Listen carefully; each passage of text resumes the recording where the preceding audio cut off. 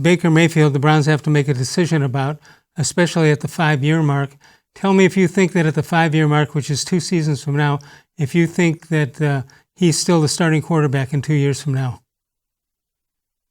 Oh, that's a great question, Les. I was just going to say these next 8 games, I mean, they will determine a lot of how much bank. Yeah, but I took you an extra year down the road.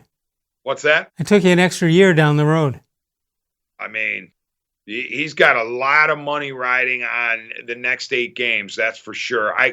My sense is that this regime, Barry, Stefanski, DePodesta, is not gung-ho, sold, absolutely. Baker Mayfield is the man.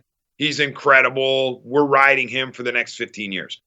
But they are more than willing to have their eyes open to a franchise quarterback potential and saying, you know what?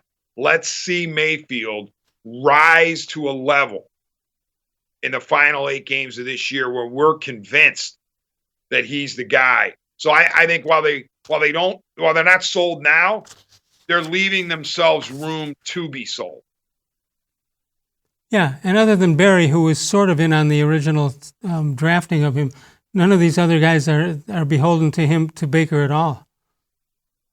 I hear you, Les, about Barry, but I think that the Baker Mayfield pick was 99.9% John Dorsey. Yeah. Okay, that's just my gut, and from reading afterwards, the post-draft analysis, it sounded like this is where John Dorsey wanted to make his statement as general manager of the Browns, and he was willing to go with a shorter guy out of Oklahoma because he felt he had identified the moxie and the competitive fire in addition to, the physical skills. But it was still somewhat of a risk to take Mayfield at number 1 overall. Yeah.